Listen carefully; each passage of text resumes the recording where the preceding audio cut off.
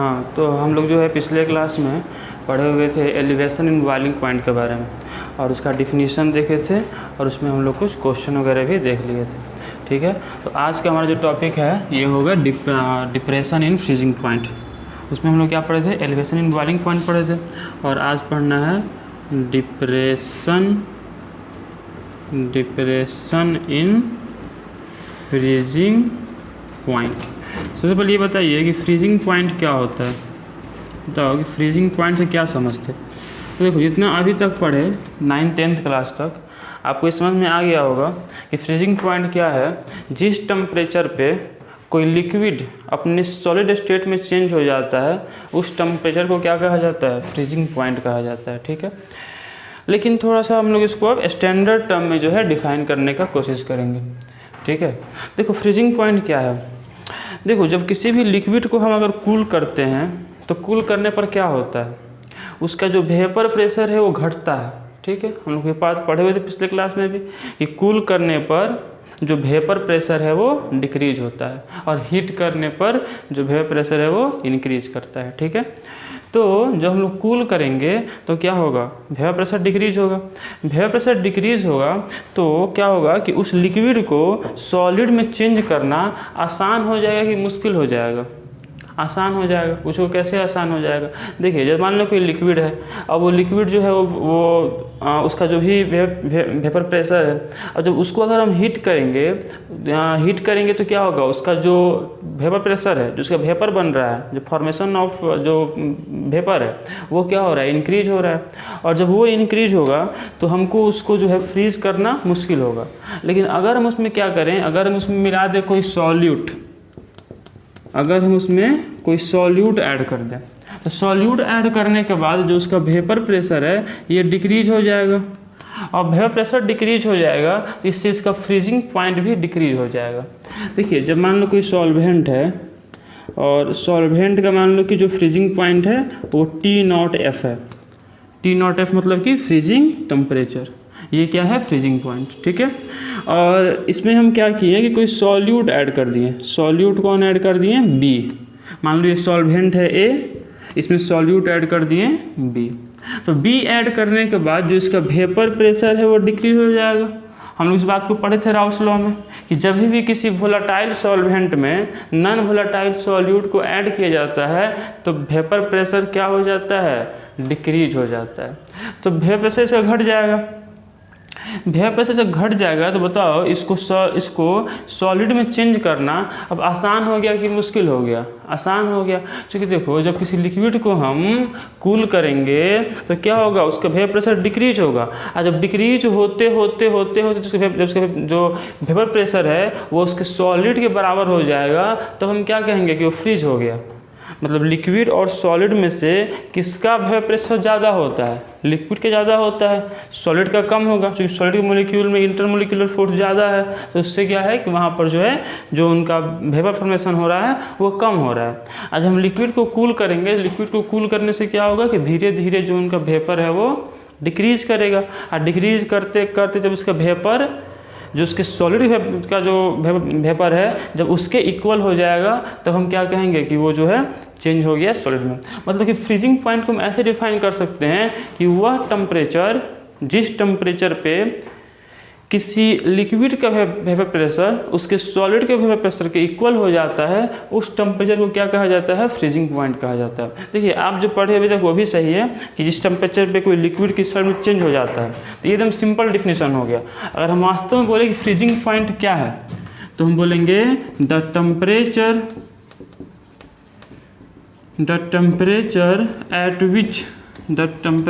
Eight विच any liquid या the temperature at which vapor pressure of any liquid gets equal to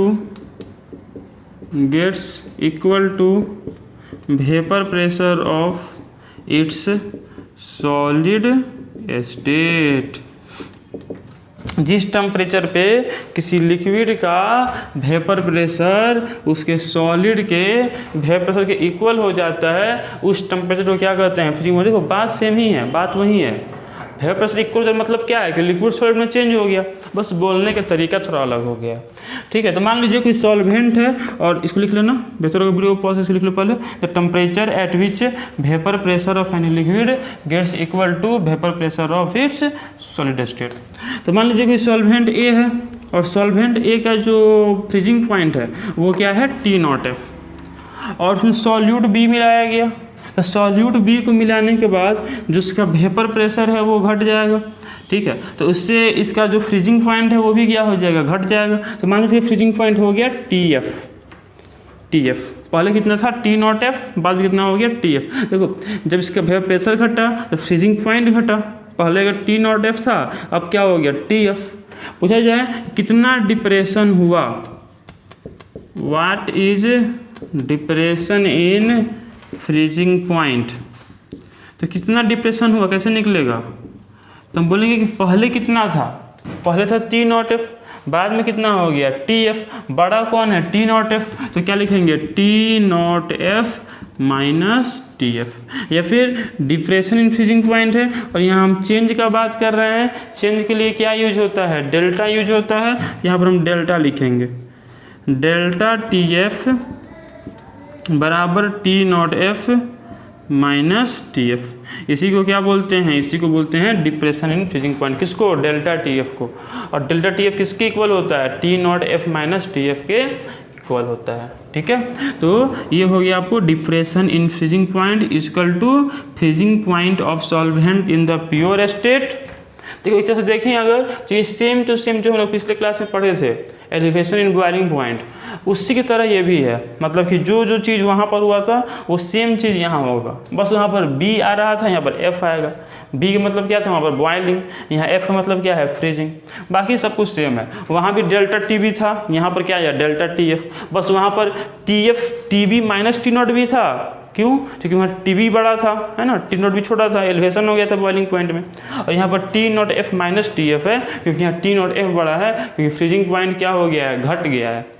ठीक है, तो delta TF equal to क्या हुआ, T0F minus TF। इसको आप नोट करेंगे, वीडियो को पॉज करके नोट करेंगे। चलो कर लिए।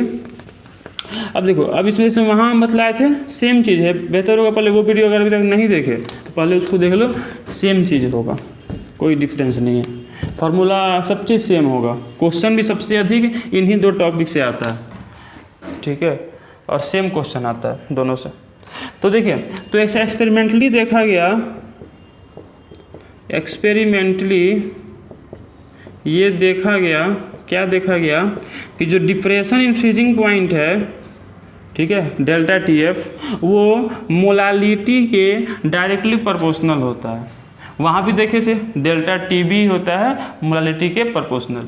M क्या है, M है मोलालिटी, और मोलालिटी क्या होता है, मोल पर KG, number of mole of solute by mass of solvent in KG is called molality. तो देखा गया एक्सपेरिमेंटली कि जो डिप्रेशन इन फ्रीजिंग पॉइंट है वह मोलालिटी के कैसे होता है, प्रोपोर्शनल होता है।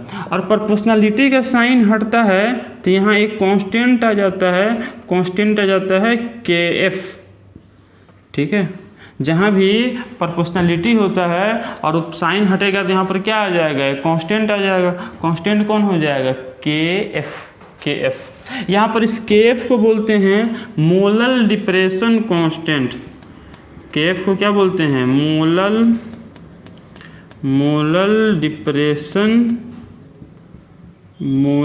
Depression constant. ठीक है, या फिर इसी के एक और नाम होता है क्रायोस्कोपिक कांस्टेंट। क्या बोलते हैं इसको, cryoscopic constant.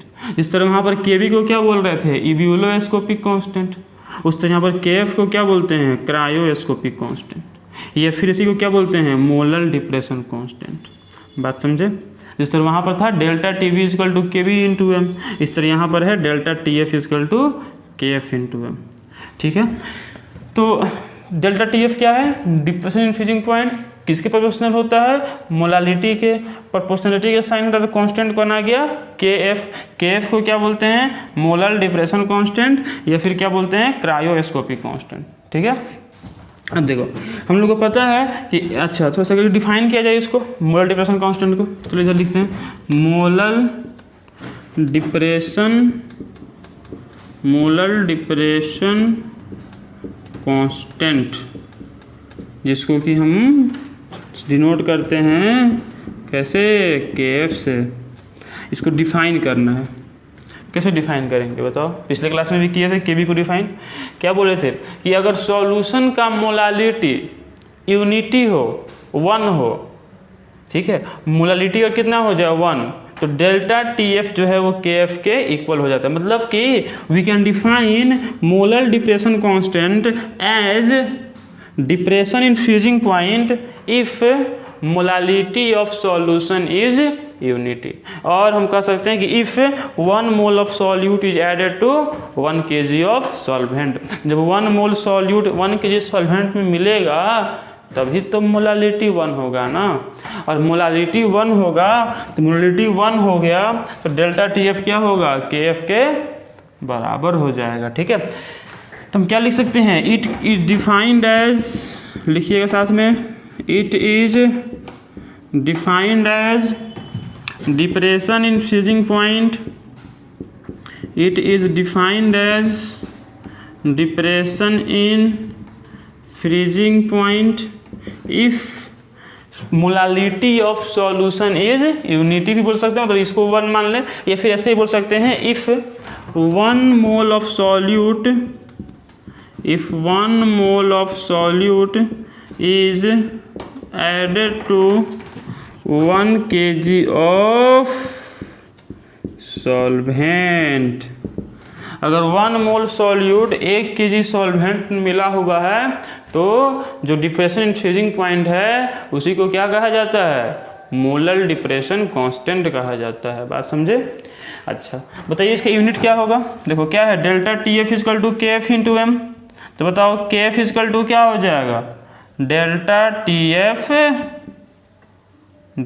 TF by M, है ना, M इधर मल्टीप्लाई में है, इधर आएगा तो डिवाइड में हो जाएगा। तो इसका यूनिट क्या हो जाएगा बोलो, ऊपर में क्या है डेल्टा TF मतलब कि टेम्परेचर, और टेम्परेचर का यूनिट क्या होता है केल्विन, तो ऊपर में क्या हो जाएगा केल्विन, और नीचे में क्या है मोलालिटी, मोलालिटी मतलब क्या होता है मोल पर KG, number of mole of solute by mass of solvent in KG, तो मोलालिटी का यूनिट क्या हो जाता है मोल kg इन्वर्स, तो क्या हो जाएगा ये केल्विन, kg इन्वर्स ऊपर गया तो क्या हो जाएगा kg, और मोल ऊपर गया तो क्या हो जाएगा मोल इन्वर्स, तो केल्विन kg मोल इन्वर्स। ठीक है, ये हो जाएगा KF का यूनिट क्या हो जाएगा, केल्विन kg मोल इन्वर्स। ठीक है, तो ये हुआ मोलर डिप्रेशन कांस्टेंट के बारे में। अब थोड़ा इसमें हम लोग और एक बात करते हैं, जो कि हम लोग ये देखते हैं कि इसमें से क्वेश्चन किस तरह से, इसको नोट कर लिए, ठीक है, नोट कर लेना इसको। ठीक है, तो अब हम लोग ये देखेंगे कि इसमें क्वेश्चन किस तरह से आता है। तो देखो पढ़ना इतना ही था, अब इसको थोड़ा सा हम लोग 1-2 चीज़ और देखते हैं, फिर इसमें जो NCERT में दिए हुए क्वेश्चन हैं वो भी देख लेंगे। देखिए तो क्या आया था, delta TF equal to KF into M, है ना। M कितना, अच्छा यहाँ पर M क्या है, M है मोलालिटी, M क्या है बोलो, M है मोलालिटी। अब M मोलालिटी है, और मोलालिटी क्या होता है, number of mole of solute by mass of solvent in kg, यही तो होता है NB बाई WA। NB मतलब मोल ऑफ सॉल्यूट, WA मतलब मास ऑफ सॉल्वेंट। तो क्या हो जाएगा, delta TF equal to KF into M की जगह क्या हो जाएगा NB बाई WA। NB क्या हो जाएगा, NB होता है नंबर ऑफ मोल, और मोल क्या होता है given mass by molar mass, यही होता है mole given mass by molar mass. तो NB की जगह हम क्या लिख सकते हैं WB बाई MB, तो डेल्टा TF बराबर KF इंटू NB की जगह क्या आ गया WB मतलब गिवन मास बाई मोलर मास, समझ में आ रहा है ना, W बाई M, तो WB by MB into WA। तो यही बस फार्मूला देखो, सेम फार्मूला दिख रहा है ना। वहाँ पर क्या था डेल्टा TB बराबर के B into W B by M B into W A. यहाँ पर बस बी की जगह एफ आ गया है, सेम चीज़ दिख रहा है, ठीक है। अब यहाँ पर पता है कि डेल्टा टी एफ क्या है, बोलो, depression in freezing point. Delta T F क्या है, डेल्टा टी एफ है depression in freezing point. K F क्या है, के एफ है molar depression constant, molar depression constant. W B क्या है, डब्ल्यू बी है mass of solute, mass of solute. M B है molar mass of solute, molar mass of solute. W A है mass of solvent, जो किस में लिया जाता है, मास ऑफ सॉल्वेंट लिया जाता है इन केजी, ठीक है। तो ये सारी बातें हुई। अब इस पर हम लोग एक दो क्वेश्चन देखते हैं और फिर ये टॉपिक जो है ख़त्म होगा। इसको नोट कर लीजिएगा, वीडियो को पॉज करके इसको नोट कर लीजिएगा, ठीक है।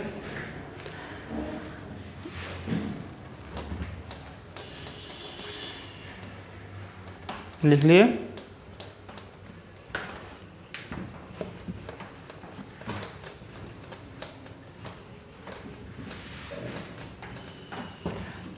तो इस पर हम लोग अब एक दो क्वेश्चन देख लेते हैं, फिर ये टॉपिक ख़त्म हो जाएगा। फिर हम लोग नेक्स्ट टॉपिक की ओर देखेंगे। अभी देखो फार्मूला इतना ही था, अब हम लोग इस पर एक क्वेश्चन देखते हैं।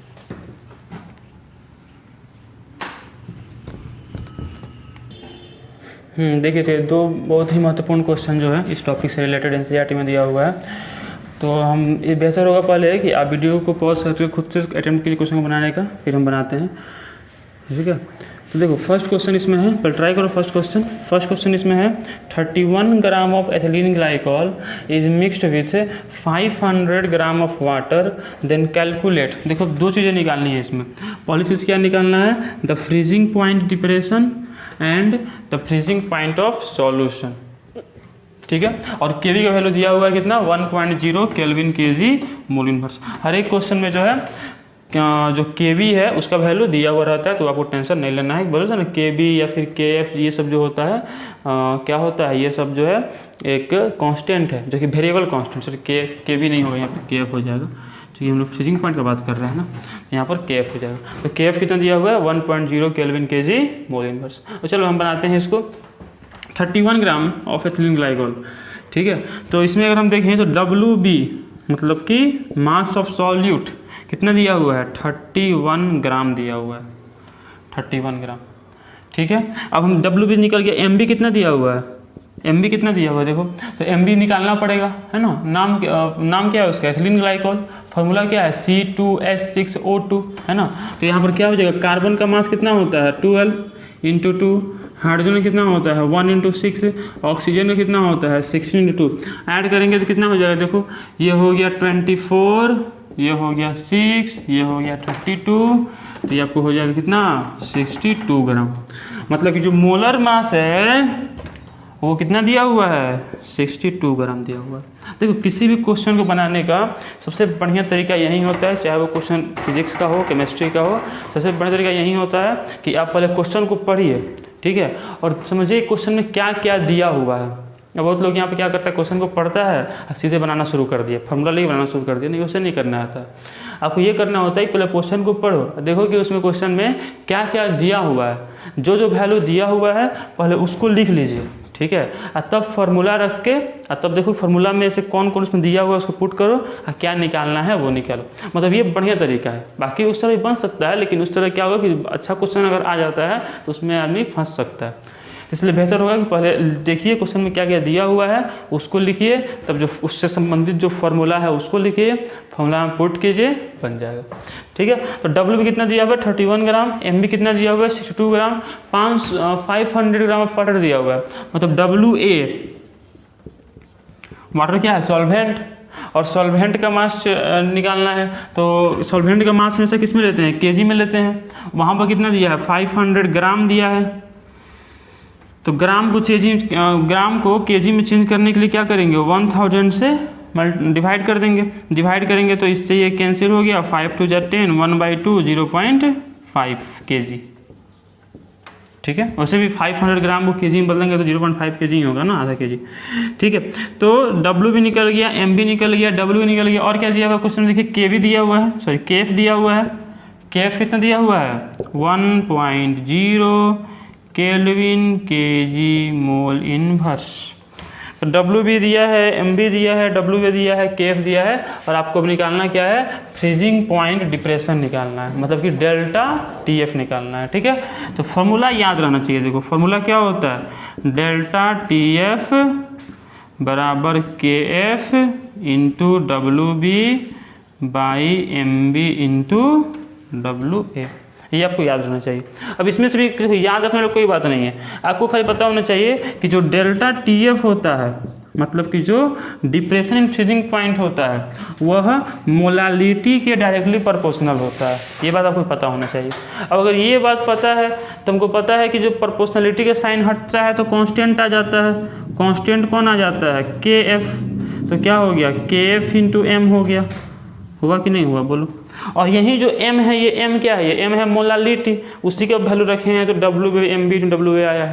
तो मतलब कि अगर आपको केवल कॉन्सेप्ट ये पता है तो ये सब आसानी से आप खुद भी निकाल सकते हैं। ठीक है, तो इसमें करना क्या है, अब डेल्टा TF निकालना है, यही तो होता है डिप्रेशन इन फ्रीजिंग पॉइंट। देखो वहीं से निकालना है, फ्रीजिंग पॉइंट डिप्रेशन, मतलब कि depression in freezing point delta TF निकालना है। KF दिया हुआ है कितना, 1। W भी दिया हुआ है, कितना दिया है देखो इधर लिखा है 31। M भी दिया हुआ है कितना, 62।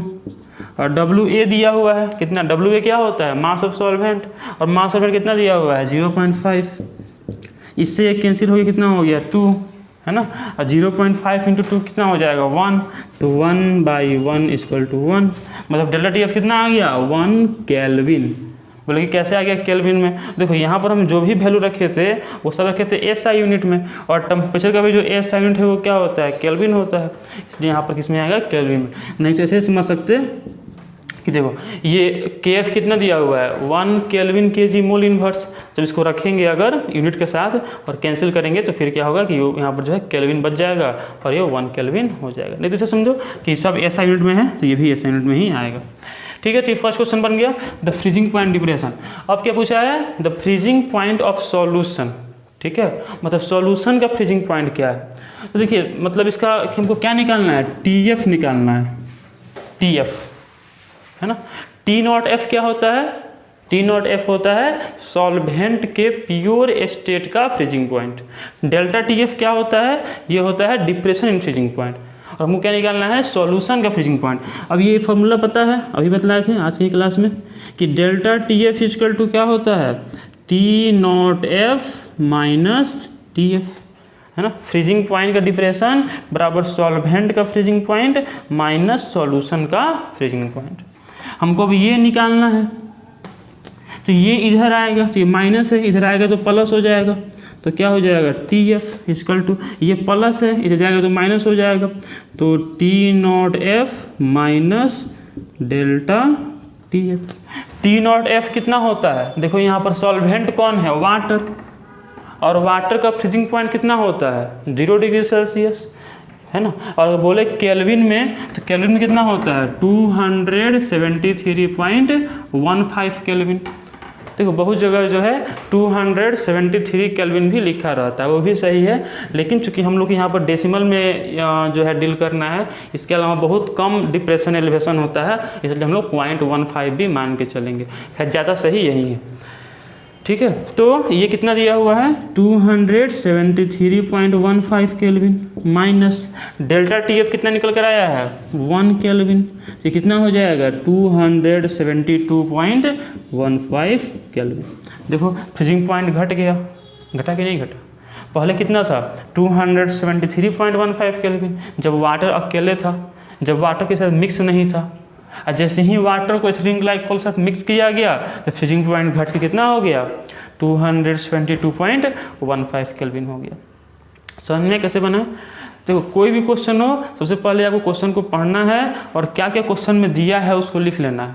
लिखने के बाद फिर फार्मूला रखना है और क्वेश्चन बन जाता है। 80 to 90% क्वेश्चन फिजिक्स केमिस्ट्री में जो है ऐसे ही बन जाता है। केवल आपको क्वेश्चन पढ़ के समझ के अगर लिख दिए क्या क्या दिया हुआ है तो क्वेश्चन बन जाता है। लेकिन कोशिश करके डायरेक्ट बन जाए क्वेश्चन, सीधे फार्मूला लिखे बना दें तो उस तरह से क्वेश्चन नहीं बनता है, बहुत बार गलती हो जाता है। इसको लिखे WB MB दिया हुआ था, WA दिया हुआ था, KF दिया हुआ था और फार्मूला रखे हैं, बन गया। ठीक है, अब सेकेंड क्वेश्चन ट्राई कीजिए। इसको मिटा रहे हैं, लिखना चाहे लिख लो। ठीक है, सेकेंड क्वेश्चन ट्राई करो। ये भी एकदम आसान क्वेश्चन है। सबसे पहले लिखो इसमें क्या क्या दिया हुआ है। इजी क्वेश्चन है, दोनों क्वेश्चन NCERT का है। और फर्स्ट क्वेश्चन जो है ये बोर्ड में आया हुआ क्वेश्चन भी है 5 मार्क्स में। ठीक है, इस चैप्टर में जो है NCERT से बाहर से न्यूमेरिकल नहीं आता है सॉल्यूशन से।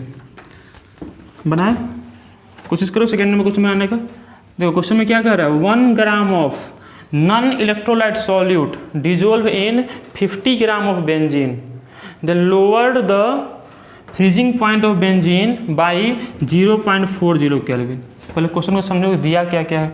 दिया है 1 gram of non electrolyte solute, मतलब कि सॉल्यूट का मास कितना दिया है, 1 ग्राम। ठीक है, is dissolve in 50 gram of benzene. ठीक है, 50 ग्राम बेंजीन ही मिला हुआ है। अब हम लोग को पता है कि इस पूरे चैप्टर में हम लोग बात करते हैं केवल और केवल बाइनरी सॉल्यूशन का, मतलब 2 ही कंपोनेंट रहेगा। जब सॉल्यूट ये है ही तो ये क्या हो गया, सॉल्वेंट हो गया। और सॉल्वेंट का मास कितना दिया है, 50 ग्राम, मतलब कि WA कितना दिया है, 50 ग्राम। और हमको पता है कि जो मास ऑफ सॉल्वेंट है वो हमेशा केजी में लिया जाता है, तो उसके लिए क्या करेंगे, यहाँ 1000 से डिवाइड कर देंगे ताकि ग्राम केजी में चेंज हो जाए। देखो जो सॉल्यूट का मास है उसको ग्राम में लेते हैं, हम लोग जानते हैं ना ये बात मोल निकालते समय कि मोल में हमेशा ग्राम में लेते हैं, लेकिन जो सॉल्वेंट का मास ये हमेशा केजी में लेते हैं। तो कितना हो जाएगा, 0. देखो इससे ये कैंसिल हो गया, ये हो जाएगा 0.05 kg। ठीक है, और क्या दिया हुआ है, lower the freezing point of benzene by इतना केल्विन, मतलब कि ΔTF depression in freezing point कितना हुआ है, 0.40 kelvin. The freezing point depression constant, freezing point depression constant, या इसी को क्या बोलते हैं, मोलर डिप्रेशन कांस्टेंट, या इसी को क्या बोलते हैं, क्रायोस्कोपिक कांस्टेंट, सब एक ही चीज़ है। तो of benzene is 5.12 kelvin KG पर मोल। देखो मान लो कि समझ में नहीं भी आया कि फ्रीजिंग पॉइंट कांस्टेंट क्या है, या कुछ ही समझ में नहीं भी आया तो क्या है, तो उसका यूनिट देखो कि उसका यूनिट क्या है, फिर समझो कि यूनिट किसका होता है। जैसे मान लो कि आ गया कि किसी भी क्वेश्चन में आ गया बार, पता नहीं कि बार क्या है, तो देखो बार किसका यूनिट होता है, बार यूनिट होता है किसका, दाब का, प्रेशर का। ठीक है, तो प्रेशर का यूनिट हो जाएगा, मतलब ये प्रेशर का कुछ चीज़ दिया हुआ है। वैसे देखो यहाँ पर यूनिट क्या है, केल्विन केजी मोल इन्वर्स। अब केल्विन केजी मोल इन्वर्स किसका यूनिट होता है, KF का यूनिट होता है। तो मतलब कि ये क्या दिया हुआ है, KF दिया हुआ है। ये वैसे भी देखो आप समझ सकते हो, फ्रीजिंग पॉइंट डिप्रेशन कांस्टेंट, तो कांस्टेंट मतलब कौन होता है, KF तो कांस्टेंट होता है। तो ये कितना दिया है, 5.12 केल्विन केजी मोल इनवर्स। तो क्या निकालना है, मोलर मास ऑफ सॉल्यूट, मतलब कि MB निकालना है ना, MB निकालना है। Molar mass of solute, solute के लिए क्या यूज़ करते हैं, B, और मोलर मास के लिए क्या यूज़ करते हैं, M। तो एकदम आसान क्वेश्चन है, आपको क्या करना है, केवल फार्मूला रख देना है। फार्मूला क्या होता है कि ΔTF = KF × WB by MB × W। आपको क्या निकालना है, MB निकालना है। तो फार्मूला को उस तरह से अरेंज करना पड़ेगा। बोले तो ना, देखो 5 चीज़ें हैं, इसमें से कोई भी 4 दे देगा और 5वां पूछेगा, तो आप इसको अरेंज कर सकते। मान लो MB निकालना है तो MB को इधर भेज दो, इसको इधर भेज दो, क्रॉस मल्टीप्लिकेशन कर दो, तो क्या हो जाएगा, ये हो जाएगा MB = KF × WB बाई, ये इधर आ गया तो ΔTF × W। KF कितना दिया हुआ है, KF दिया हुआ है, बेहतर खुद से बनाओ इसको अब आगे से। अब इसमें कुछ नहीं करना है, फार्मूला रखना है, जो फार्मूला है उसमें वैल्यू रखना है और बस उसको कैंसिल करके फाइनल आंसर ला देना है। खुद से करो, ठीक है। चलो हम करते हैं। तो 5.12 × WB कितना है, 1 बाई ΔTF कितना है, 0.40 × WB कितना है, WB दिया हुआ है 0.05। ठीक है, तो इसमें हम इसको अगर कैंसिल कर दें तो ऊपर में क्या आ जाएगा, ऊपर में आ जाएगा 100, या फिर इसको कैंसिल कर दें और साथ में भी कैंसिल हो जाएगा। ठीक है, और क्या बचा, 5 से कैंसिल हो गया, कितना हो गया 20। बोलो होगा कि नहीं, 5 से कैंसिल हो कितना हो गया 20। उसके बाद 20 × 2 = 40, उसके बाद 2 से इसको कैंसिल करेंगे तो कितना हो जाएगा 256 होगा ना, 256। तो कितना हो गया, आंसर हो गया 256 ग्राम, यही आंसर है। देखो कितना सिंपल क्वेश्चन था। इस तरह का क्वेश्चन देखो देखने में बड़ा दिख रहा है लेकिन है क्या, कुछ नहीं, सिंपल खाली पढ़ना था, देखना था कि क्या क्या दिया हुआ है, अगर वो पहचान लिए तो फॉर्मूला रखना था और क्वेश्चन जो है बन जाता है। ठीक है, तो देखो अभी तक हम लोग क्या क्या पढ़ चुके हैं, एलिवेशन इन बॉइलिंग पॉइंट पढ़ चुके हैं, डिप्रेशन इन फ्रीजिंग पॉइंट पढ़ चुके हैं, 2 टॉपिक इसमें और है, एक है relative lowering in vapour pressure और एक है ऑस्मोसिस एंड ऑस्मोटिक प्रेशर, जो कि हम लोग अगले 2 वीडियो में कवर करेंगे। ठीक है, इसको ध्यान से देखना, इंपॉर्टेंट है ये, इसको बेहतर होगा कि लिख लेना अगर नहीं लिखे हो तो, और इसको दोनों क्वेश्चन NCERT का और बोर्ड में भी आया हुआ क्वेश्चन है। ठीक है, तब तक के लिए पढ़ाई करते रहें, धन्यवाद।